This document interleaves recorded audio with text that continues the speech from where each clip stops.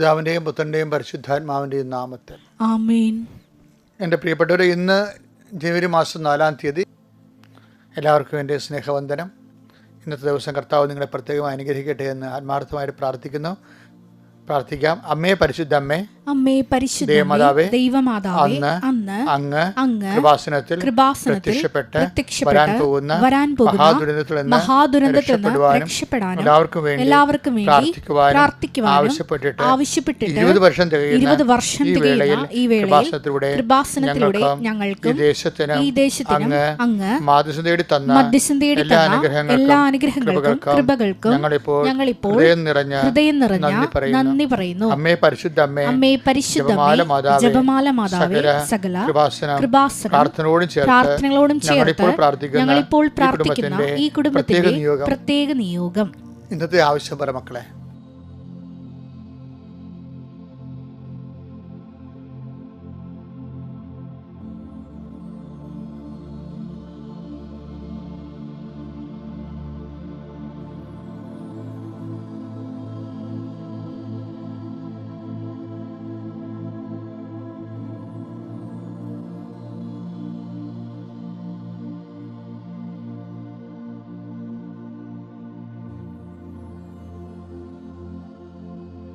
അമ്മയുടെ പ്രത്യക്ഷീകരണത്തിന്റെ ഈ ദ്വാദശക വേളയിൽ ഞങ്ങൾക്ക് സാധിച്ചു തരുവാൻ കനിയണമേ. ആമേൻ. വിശ്വാസ പ്രമാണം. സർവശക്തനായ പിതാവും ആകാശത്തിന്റെയും ഭൂമിയുടെയും സൃഷ്ടാവുമായ ദൈവത്തിൽ ഞാൻ വിശ്വസിക്കുന്നു. അവിടുത്തെ ഏകപുത്രനും ഞങ്ങളുടെ കർത്താവുമായ ഈശോമിശിഹായിലും ഞാൻ വിശ്വസിക്കുന്നു. ഈ പുത്രൻ പരിശുദ്ധാത്മാവിനാൽ ഗർഭസ്ഥനായി കന്യകാമറിയത്തിൽ നിന്ന് പിറന്ന് പൊന്തിയോസ് പീലാത്തോസിന്റെ കാലത്ത് പീഡകൾ സഹിച്ച് കുരിശിൽ തറയ്ക്കപ്പെട്ട് മരിച്ച് അടക്കപ്പെട്ട് പാതാളങ്ങളിൽ ഇറങ്ങി മരിച്ചവരുടെ ഇടയിൽ നിന്ന് 3-ാം നാൾ ഉയർത്ത് സ്വർഗത്തിലേക്ക് എഴുന്നള്ളി സർവശക്തിയുള്ള പിതാവായ ദൈവത്തിന്റെ വലതുഭാഗത്തിരിക്കുന്നു. അവിടെ നിന്ന് ജീവിക്കുന്നവരെയും മരിച്ചവരെയും വിധിക്കുവാൻ വരുമെന്നും ഞാൻ വിശ്വസിക്കുന്നു. പരിശുദ്ധാത്മാവിലും ഞാൻ വിശ്വസിക്കുന്നു. വിശുദ്ധ കത്തോലിക്കാ സഭയിലും പുണ്യവാന്മാരുടെ ഐക്യത്തിലും പാപങ്ങളുടെ മോചനത്തിലും ശരീരത്തിന്റെ ഉയർപ്പിലും നിത്യമായ ജീവിതത്തിലും ഞാൻ വിശ്വസിക്കുന്നു. ആമേൻ. സ്വർഗ്ഗസ്ഥനായ ഞങ്ങളുടെ പിതാവേ, അങ്ങയുടെ നാമം പൂജിതമാകണമേ. അങ്ങയുടെ രാജ്യം വരണമേ. അങ്ങയുടെ തിരുമനസ് സ്വർഗത്തിലെ പോലെ ഭൂമിയിലും ആകണമേ. അന്നു വേണ്ടുന്ന ആഹാരം ഇന്ന് ഞങ്ങൾക്ക് തരണമേ. ഞങ്ങളോട് തെറ്റ് ചെയ്യുന്നവരോട് ഞങ്ങൾ ക്ഷമിക്കുന്നത് പോലെ ഞങ്ങളുടെ തെറ്റുകൾ ഞങ്ങളോടും ക്ഷമിക്കണമേ. ഞങ്ങളെ പ്രലോഭനത്തിൽ ഉൾപ്പെടുത്തരുതേ, തിന്മയിൽ ഞങ്ങൾ രക്ഷിക്കണമേ. ആമേൻ. നന്മ നിറഞ്ഞ മറിയമേ, സ്വസ്തി. കർത്താവ് അങ്ങയുടെ കൂടെ സ്ത്രീകളിൽ അങ്ങ് അനുഗ്രഹിക്കപ്പെട്ടവളാകുന്നു. അങ്ങയുടെ ഉദരത്തിൻ ഫലമായി ഈശോ അനുഗ്രഹിക്കപ്പെട്ടവനാകുന്നു. പരിശുദ്ധ മറിയമേ, തമ്പുരാന്റെ അമ്മേ, പാപികളായ ഞങ്ങൾക്ക് വേണ്ടി ഇപ്പോഴും ഞങ്ങളുടെ മരണസമയത്തും തമ്പുരാനോട് അപേക്ഷിക്കണമേ. ആമേൻ. എൻ്റെ കർത്താവ്, നിന്റെ ഉന്നതമായ നാമത്തിന് സ്വസ്ഥം ചെയ്യുന്നു. ഇന്നത്തെ ദിവസം അങ്ങയിൽ ആശ്രയിക്കുന്ന മക്കളെ അങ്ങ് അനുഗ്രഹിക്കണമേ. കർത്താവെ, നിന്റെ വിശുദ്ധ പൗരോഹിത്യത്തെ മഹത്വപ്പെടുത്തണമേ. കർത്താവെ, സഭയിലുള്ള സാന്നിധ്യം നീ പ്രകടമാക്കണമേ. അമ്മേ, പരിശുദ്ധമേ, ദേവമാതാവേ, എല്ലാ മക്കൾക്കും വേണ്ടി മധ്യസ്ഥം വഹിക്കണമേ. കർത്താവ്, ഇന്ന് ഞങ്ങൾ സഞ്ചരിക്കുന്ന വീഥികൾ നീ ആശീർവദിക്കണം. ഞങ്ങൾ സഞ്ചരിക്കുന്ന ഇടങ്ങൾ നീ ആശീർവദിക്കണം. കർത്താവ്, ഇപ്പോഴേ രാവിലെ എഴുന്നേറ്റ് നടക്കാൻ പോകുന്നുണ്ട് ഈശോയെ. കർത്താവ്, അങ്ങനെ ഓരോരോ ഘട്ടങ്ങളിൽ, ജീവിതത്തിൻ്റെ വ്യത്യസ്തങ്ങളായ ഘട്ടങ്ങളിലെ കർത്താവിൻ്റെ വചനം കേൾക്കുന്നവരെ, ഈ പ്രാർത്ഥന പങ്കെടുക്കുന്നവരെ കർത്താവ് അനുഗ്രഹിക്കട്ടെ. കുടുംബത്തിന് വേണ്ടി കണ്ണീരിലാകുന്ന എല്ലാവരെയും നീ ഈ നിമിഷം ആശീർവദിക്കുന്നു. കുടുംബത്തിന് വേണ്ടി ഭാരമെടുക്കുന്ന എല്ലാ മക്കളെയും ഈ നിമിഷം മാതാവിൻ്റെ മധ്യസ്ഥതയെ ആശീർവദിക്കുന്നു. കുടുംബത്തിൻ്റെ ഭാരങ്ങൾ ഏറ്റെടുത്ത ആളാണ് അമ്മ. കാനായിലെ വിവാഹവേദിയിൽ ചെല്ലുമ്പോൾ ആ കുടുംബം അനുഭവിക്കാൻ പോകുന്ന വലിയ ഭാരങ്ങൾ മുൻകൂട്ടി കണ്ടുകൊണ്ട് അത് കർത്താവിന് തിരുസേനയിൽ കൊണ്ടുവന്ന് കൊടുത്ത അമ്മയെ, പരിശുദ്ധമ്മേ, ദേവമാതാവേ, ഞങ്ങൾ ഈ ധ്യാനം കൂടുന്ന ഓരോ കുടുംബത്തിനും, ഈ പ്രാർത്ഥനയിൽ പങ്കെടുക്കുന്ന ഓരോ കുടുംബത്തിനും സംഭവിക്കാനിരിക്കുന്ന തിന്മകളെ അമ്മ വിവേചിച്ച് മനസ്സിലാക്കിക്കൊണ്ട് അവർക്ക് അമ്മ സംരക്ഷണം, നീലമേലങ്കിയുടെ സംരക്ഷണം നൽകണമേ എന്ന് പ്രാർത്ഥിക്കുന്നു. കർത്താവേ, ഒരു കുഞ്ഞുണ്ടായത് അബോർഷനായിട്ട് മരിച്ചു, അടുത്തതും മരിച്ചു. അങ്ങനെ ഇനി ഗർഭം ധരിക്കാൻ തന്നെ പേടിയായിരിക്കുന്ന അമ്മമാരെ കർത്താവെ, അവരുടെ വയറിൽ നിൻ്റെ വിശുദ്ധമായ വലതുകരം വെക്കണമെന്ന് പ്രാർത്ഥിക്കുന്ന ഈശോയെ. ത്വക്ക് രോഗമുള്ള കുഞ്ഞുങ്ങളുണ്ട് ഈശോയെ. കണ്ണിന് കാഴ്ചക്കുറവുള്ള കുഞ്ഞുങ്ങളുണ്ട് ഈശോയെ. മുടി വളരാത്ത, കിളുക്കാത്ത, പല്ല് മുളക്കാത്ത, നടക്കാൻ പറ്റാത്ത, നിരങ്ങാൻ പറ്റാത്ത, നിവർന്ന് നിൽക്കാൻ പറ്റാത്ത കുഞ്ഞുങ്ങളുണ്ട് ഈശോയെ.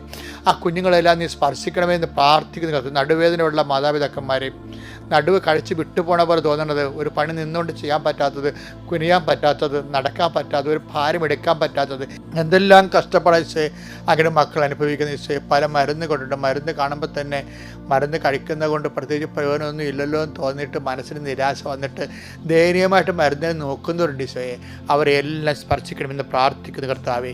ഈശോയെ കുടുംബത്തിലെ ദുഃഖങ്ങളെ, കുടുംബത്തിലെ അംഗങ്ങൾ തന്നെ ഉണ്ടാക്കുന്ന ദുഃഖങ്ങൾ, അംഗങ്ങൾ തന്നെ ഉണ്ടാക്കുന്ന ഭാരങ്ങളിൽ നിന്ന് കർത്താവെ അവർ സംരക്ഷിക്കണമേ. എൻ്റെ കർത്താവിൻ്റെ ഉന്നതമായ നാമത്തിനും സഭയുടെ അധികാരത്തിൽ കുരിശിൻ്റെ അടയാളത്തിൽ ദൈവത്തിൻ്റെ ശക്തിയാൽ ജോലിയില്ലാത്ത മക്കളെ ആശ്രയിച്ച് പ്രാർത്ഥിക്കുന്ന, ജോലി അന്വേഷിച്ചു പോകുന്നവരെ സമർപ്പിച്ച് പ്രാർത്ഥിക്കുന്ന, പണം അന്വേഷിച്ചു പോകുന്നവരെ സംബന്ധിച്ച് പ്രാർത്ഥിക്കുന്നു, വായ്പ അന്വേഷിച്ചു പോകുന്നവരെ സംബന്ധിച്ച് പ്രാർത്ഥിക്കുന്നു, മറ്റ് സ്ഥാപനങ്ങളെ അവലംബമാക്കിക്കൊണ്ട് അവിടെ രേഖകൾ ലഭിക്കാൻ വേണ്ടി പോകുന്നവരെ സമർപ്പിച്ച് പ്രാർത്ഥിക്കുന്നു. എൻ്റെ കർത്താവിൻ്റെ ഉന്നതമായ നാമത്തിൽ സഭയുടെ അധികാരത്തിൽ ഇന്നത്തെ ദിവസം ഡേറ്റെക്കുറിച്ച് കർത്താവെ പ്രാർത്ഥിച്ച് കാത്തിരുന്നിട്ട് ഈ ദിവസമാണ് അതെന്ന് മനസ്സിലാക്കിയിട്ട് ഈ ദിവസം വരാൻ വേണ്ടി കാത്തിരുന്ന ദിവസം പ്രാർത്ഥിക്കുന്നു. ഈ ദിവസം വന്നതിൻ്റെ പേരിൽ പേടിക്കുന്ന ദിവസം പ്രാർത്ഥിക്കുന്നു. ഇങ്ങനെ വ്യത്യസ്തങ്ങളായ സമയങ്ങളെ ഓർത്തുകൊണ്ട് സങ്കടപ്പെടുന്നവരും സന്തോഷിക്കുന്നവരും പ്രത്യാശയുള്ളവരും പ്രയാസമുള്ളവരെയും സമർപ്പിച്ച് പ്രാർത്ഥിക്കുന്നു. എൻ്റെ കർത്താവിൻ്റെ ഉന്നതമായ നാമത്തിൽ സഭയുടെ അധികാരത്തെ കുരിശിൻ്റെ അടയാളത്തിൽ നിൻ്റെ വ്യവരാധികളെയും വ്യാപത്തുകളെയും യേശുക്രിസ്തു നാമത്തിൽ ഞാൻ ബന്ധിക്കുന്നു. എൻ്റെ പ്രിയപ്പെട്ടവരെ, ഇന്നത്തെ വചനം നമുക്കറിയാവുന്ന വചനമാണ്, പക്ഷേ അറിയാവുന്ന വ്യാഖ്യാനമല്ല. അത് നടപടി പുസ്തകത്തിൻ്റെ 2:38 വായിക്കാം. പത്രോസ് പറഞ്ഞു, നിങ്ങൾ പശ്ചാത്തപിക്കുവിൻ, പാപമോചനത്തിനായി എല്ലാവരും യേശുക്രിസ്തുവിന്റെ നാമത്തിൽ സ്നാനം സ്വീകരിക്കുവിൻ. പരിശുദ്ധാത്മാവിന്റെ ദാനം നിങ്ങൾക്ക് ലഭിക്കും. പരിശുദ്ധാത്മാവിന്റെ ദാനങ്ങൾ എന്തുമാത്രം ഉണ്ടെന്ന് നിങ്ങൾക്കറിയാവോ? എന്തൊക്കെ ഉണ്ട്? അത് പരിശുദ്ധാത്മ ദാനങ്ങളെക്കുറിച്ച് പറയുന്ന ഭാഗങ്ങൾ വായിക്കണം. എന്തൊക്കെയാണെന്ന് അറിയാവോ? അത് ഐസയ 11:2 എടുത്തേ. കർത്താവിന്റെ ആത്മാവ് അവന്റെ മേൽ ആവസിക്കും. ജ്ഞാനത്തിന്റെയും വിവേകത്തിന്റെയും ആത്മാവ്, ഉപദേശത്തിന്റെയും ശക്തിയുടെയും ആത്മാവ്, അറിവിന്റെയും ദൈവഭക്തിയുടെയും ആത്മാവ്. ഇതെല്ലാം ദൈവത്തിന്റെ ദാനങ്ങളാണ്. ആത്മാവിന്റെ ദാനങ്ങൾ കുറിച്ച് പൗലോസ് അപ്പോസ്തലൻ നൽകുന്നത് നമുക്ക് വായിച്ചു കേൾക്കാം. എന്താണ്? 1 കൊരിന്ത്യർ 12:8. ഒരേ ആത്മാവ് തന്നെ ഒരാൾക്ക് വിവേകത്തിന്റെ വചനവും മറ്റൊരാൾക്ക് ജ്ഞാനത്തിന്റെ വചനവും നൽകുന്നു. അപ്പൊ വിവേകം, ജ്ഞാനം, വിശ്വാസം, പിന്നെന്താ? ദൈവശക്തി. ഇതെല്ലാം ആത്മാവിന്റെ ദാനങ്ങളാണ്. അതാണ് പത്രോസ് പറയണത്, നിങ്ങൾ പശ്ചാത്തപിക്കുവേൻ, പരിശുദ്ധാത്മാവിൻ്റെ ദാനങ്ങൾ നിങ്ങൾക്ക് ലഭിക്കുമെന്ന് പറഞ്ഞു. വിവേകം, ജ്ഞാനം, വിശ്വാസം, ദൈവഭയം മുതലായ ദാനങ്ങൾ. നമ്മുടെ ആധ്യാത്മിക ജീവിതത്തിന് ഏറ്റവും പ്രധാനപ്പെട്ടതാണ് പരിശുദ്ധാത്മാവിൻ്റെ ദാനങ്ങൾ. ഈ ദാനങ്ങളെ കൊണ്ടാണ് ജീവിതം നയിക്കപ്പെടേണ്ടത്. ദൈവഭയം ഉണ്ടാകണം, പിന്നെ വിശ്വാസം ഉണ്ടാകണം, പിന്നെ ശക്തി എന്ന് പറഞ്ഞാൽ നമ്മൾ തളർന്നു പോകാത്ത അവസ്ഥ. എന്തെങ്കിലും വന്നു കഴിഞ്ഞാൽ നമ്മൾ തളർന്നു പോകത്തില്ല, നമുക്കൊരു ബലം കിട്ടും, ആന്തരികമായ ബലം കിട്ടും. ഇങ്ങനെ ഉണ്ടെങ്കിലാണ് ദൈവാത്മാവാൽ നമ്മൾ നയിക്കപ്പെടുന്നു എന്ന് പറയണത്. അങ്ങനെ ഉണ്ടെങ്കിലാണ് റോമർ 8:14 ഇല്ല, ദൈവാത്മാവിനാൽ നയിക്കപ്പെടുന്നവർ ദൈവത്തിൻ്റെ മക്കളാണ്. അപ്പം അങ്ങനെ ഉണ്ടെങ്കിലാണ്, ഈ ദാനങ്ങൾ ഉണ്ടെങ്കിൽ മാത്രമേ നമുക്ക് ദൈവാത്മാവിനാൽ നയിക്കപ്പെടുന്നു എന്നോ ദൈവത്തിൻ്റെ മക്കളാണെന്നോ പറയാൻ പറ്റത്തുള്ളൂ. അപ്പോൾ ബൈബിൾ വളരെ സൂക്ഷ്മതയോടെ ഈ വിഷയങ്ങൾ കൈകാര്യം ചെയ്യണത്. നമുക്കതിനെക്കുറിച്ച് വലിയ പഠനങ്ങൾ കുറവാണെന്ന് മാത്രമേ ഉള്ളൂ. നമ്മളൊക്കെ ഒരുതരം നമസ്കാര ജീവികളല്ലേ, കുറച്ച് നമസ്കാരം പഠിച്ച് അങ്ങനെ ക്രിസ്തീയത ആചരിച്ച് പോകുന്ന ആൾക്കാർ. പക്ഷേ നിങ്ങൾ ഓർക്കണം, ഇങ്ങനെ പണ്ടത്തെ വിദ്യാഭ്യാസം അല്ലല്ലോ ഇന്ന് നമുക്ക് ലഭിക്കണത്. പണ്ട് ചില ആൾക്കാർ പറഞ്ഞല്ലേ, എന്നാത്തിനാ 5ാം ക്ലാസ് പഠിച്ചാൽ മതി, വണക്കമാസം പുസ്തകം വായിച്ചാൽ മതി, കൊന്ത എലിയാവതി എന്ന് പറയില്ലേ, ആ കാലം കഴിഞ്ഞു പോയില്ലേ.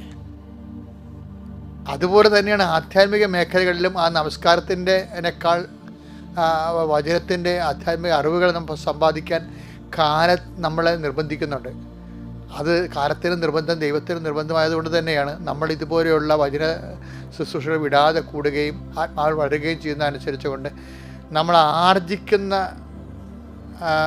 കൃപ അറിഞ്ഞുകൊണ്ടാണ് അനുസരിച്ചാൽ നമുക്ക് മഹത്വം ലഭിക്കുന്നത്. ഞാനിപ്പോൾ അതിലോട്ട് അധികം പോകുന്നില്ല, ഞാൻ തിരിച്ചു വരികയാണ്. നിങ്ങൾക്കറിയാമല്ലോ, അതായത് ഇപ്പം നമ്മൾ ആദ്യം എന്താ പറഞ്ഞത്, പരിശുദ്ധാത്മാവിൻ്റെ ദാനങ്ങൾ നിങ്ങൾക്ക് ലഭിക്കുന്നു. പൗലോസ് നിങ്ങൾ യേശുക്രിസ്തു നാമത്തിൽ ജ്ഞാനസ്നാനം സ്വീകരിക്കുവാൻ പരിശുദ്ധാത്മാവിൻ്റെ ദാനങ്ങൾ നിങ്ങൾക്ക് ലഭിക്കുമെന്നല്ലേ പറഞ്ഞത്. അപ്പോൾ സ്വാഭാവികമായിട്ട് ജ്ഞാനസ്നാനത്തെക്കുറിച്ച് ഈശോ പറയണത് നമ്മുടെ വെള്ളം തളിക്കുന്ന വിഷയമോ അല്ലെങ്കിൽ വെള്ളത്തിൽ ഇറങ്ങി നിൽക്കുന്ന വിഷയമോ അങ്ങനെയുള്ള റൂബ്രിക്സോ അങ്ങനെയല്ല ഈശോ ഉദ്ദേശിക്കുന്നത്. അത് ഉദ്ദേശിക്കുന്നുണ്ട്. സഭ അത് വിവേചിച്ചെടുത്ത്, സഭ വിവേചിക്കാത്തൊരു വിഷയമുണ്ട്. സഭ വിവേചിച്ചെടുത്തിട്ടല്ലേ കർത്താവിൻ്റെ വാക്കുകളിൽ നിന്ന് കൂദാശകളെ വിവേചിച്ച് മനസ്സിലാക്കുന്നത്. സഭയുടെ വിവേചന അധികാരമോ വിവേചന വരമാണ്. പരിശുദ്ധാത്മാവിന്റെ ദാനത്തിലാണ് സഭ അത് ചെയ്യണത്. പക്ഷേ അതേസമയം തന്നെ വിവേചിക്കാത്തൊരു വിഷയമുണ്ട്. എന്താണ്? ഇതുവരെ കർത്താവ് പറഞ്ഞത് എന്താണ്? എനിക്കൊരു ജ്ഞാനസ്നാനം സ്വീകരിക്കാനുണ്ടെന്നല്ലേ പറഞ്ഞത്. ലൂക്ക 12:50 വായിച്ചേ.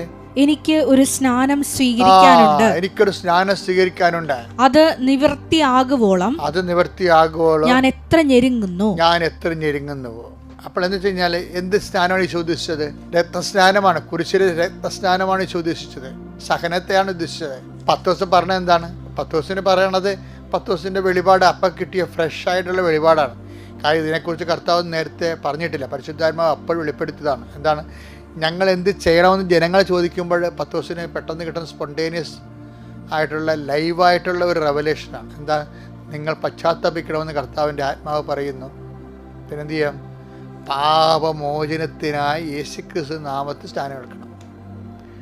അപ്പോൾ നമുക്ക് സ്നാനം എന്ന് പറയുന്നത് സഹനം കൂടിയാണല്ലോ, കർത്താവിൻ്റെ 12:50 അനുസരിച്ചുകൊണ്ട്. അപ്പം നമുക്ക് നൽകപ്പെട്ടിരിക്കുന്നൊരു സഹനമില്ലേ? ചില കുഞ്ഞുങ്ങൾ നേരത്തെ മരിച്ചുപോയി കാണാം, സഹനമാണ്. നിങ്ങൾ എവിടെയെങ്കിലും എത്തണമെങ്കിൽ നിങ്ങളുടെ അപ്പം മരിച്ചുപോയി കാണും. ചിലപ്പോൾ നിങ്ങളുടെ 4-ാമത്തെ വയസ്സിൽ അമ്മ മരിച്ചുപോയി കാണും. അതൊരു സഹനമാണ്. പക്ഷെ അതൊരു ജ്ഞാനസ്ഥാനമാണ് ശരിക്കും പറഞ്ഞാൽ. ആ സഹനം കിട്ടുമ്പോൾ ചിലപ്പോൾ നിങ്ങൾ ഒരു വണ്ടി അപകടം ഉണ്ടായി, ഇപ്പോൾ നിങ്ങളുടെ കൈ പൊക്കാൻ പാടില്ല. കൈ പൊക്കണ ഒരു സമയം ഉണ്ടാകും, അതുവരെ അത് സ്നാനമാണ് ശരിക്കും. അപ്പോൾ അത് ആ ഒരു സാഹചര്യത്തെ നിങ്ങൾ യേശുക്രിസ്തുവിന്റെ നാമത്തിൽ സ്നാനം എടുക്കാനല്ലേ പറയണത്. ആ നിങ്ങളുടെ സഹനത്തെ, ആ ഈ സിറ്റുവേഷനെ, ആ സാഹചര്യത്തെ നിങ്ങളെ യേശുക്രിസ്തുവിൻ്റെ നാമത്തിലാണ് എടുക്കണമെന്നുണ്ടെങ്കിൽ അത് ജ്ഞാനസ്ഥാനമായിട്ട് മാറുകയും പരിശുദ്ധാത്മാവിൻ്റെ ദാനങ്ങൾ നമുക്ക് ലഭിക്കാൻ ഇടയാവും. എന്താണ്? ഭക്തി, പിന്നെന്താണ്? വിശ്വാസം, പിന്നെന്താണ്? ദൈവഭയം, പിന്നെന്താണ്? വിവേകം, വിവേചനം, ഇങ്ങനെയുള്ള ദാനങ്ങൾ, ആധ്യാത്മിക പ്രബുദ്ധത, ആഴപ്പെടലുണ്ടാകും. ഇപ്പം നമ്മൾ ലൂക്കായുടെ സുവിശേഷത്തിലൊക്കെ പറയത്തില്ലേ, എന്താ 5:7 നിങ്ങൾ ആഴങ്ങളിലേക്ക് നീക്കി വലയിറക്കാൻ. ആധ്യാത്മികതയുടെ ആഴങ്ങളിലേക്ക് നീക്കുമ്പോൾ എപ്പോഴും നമുക്ക് സംഭവിക്കുന്നത് നമ്മൾ ഈടിട്ടുള്ള മനുഷ്യരായി മാറും. അപ്പോൾ എന്തെങ്കിലും വന്നാലൊന്നും കുലുങ്ങത്തില്ല. നമ്മൾ അതിൽ നിന്ന് എന്ത് അനുഗ്രഹം, കൃപ ടാപ്പ് ചെയ്ത് വിശ്വസ്തത പാലിക്കാൻ പറ്റുമെന്നുള്ളത് നമ്മൾ, നിങ്ങൾക്ക് പാലാണ് ആവശ്യം എന്ന് പറയത്തില്ലേ? പറഞ്ഞേ. ഹെബ്രായർ 5:12 ഇതിനകം നിങ്ങളെല്ലാവരും പ്രബോധകരാകേണ്ടിയിരുന്നവരാണ്. അതാണ് സംഭവം. അല്ല, പ്രാർത്ഥിക്കേണ്ടിയിരുന്നവരാണെന്നല്ല പറഞ്ഞത്. പ്രാർത്ഥനാ ജീവിതം കഴിഞ്ഞൊരു ജീവിതമുണ്ട്. പ്രബോധകരാകേണ്ടിയിരുന്നവരാണ്. പക്ഷേ ദൈവവചനത്തിന്റെ പ്രഥമ പാഠങ്ങൾ പോലും നിങ്ങളെ വീണ്ടും പഠിപ്പിക്കാൻ ഒരാൾ ആവശ്യമായിരിക്കുന്നു. നിങ്ങൾക്ക് പാലാണ് ആവശ്യം, കട്ടിയുള്ള ഭക്ഷണമല്ല. അപ്പൊ നിങ്ങൾ ശിശുക്കളാണെന്ന് എൻ്റെ അർത്ഥം. എന്നുവെച്ചാൽ ചൈൽഡ് ലൈക്കാണെന്ന്, അല്ല നിഷ്കളങ്കരാണെന്നല്ല എൻ്റെ അർത്ഥം. നിങ്ങൾ ഉണ്ടപ്പക്രുമാരാണെന്നായി പറയണത്. എന്ന് വെച്ചാൽ 45 വയസ്സായാലും ആ 40 വയസ്സിൻ്റെ ആധ്യാത്മിക വളർച്ച പ്രാപിക്കാത്തവർ, അത് ആധ്യാത്മിക ജീവിതത്തിന് ഒരു വെല്ലുവിളിയുള്ള ജീവിതമാണ്. അതുകൊണ്ട് ഈ വചനങ്ങൾ കേട്ടിട്ട് ലഭ്യമാകുന്ന സാഹചര്യങ്ങളെ ജ്ഞാനസ്ഥാനം നേടിക്കൊണ്ട് ആത്മാവിൻ്റെ ദാനങ്ങൾ ഭക്ഷിക്കപ്പെടാൻ വേണ്ടി ദൈവത്തിന് നന്ദി പറഞ്ഞുകൊണ്ട് മുന്നേറ്റം നടത്തുക. Praise the Lord.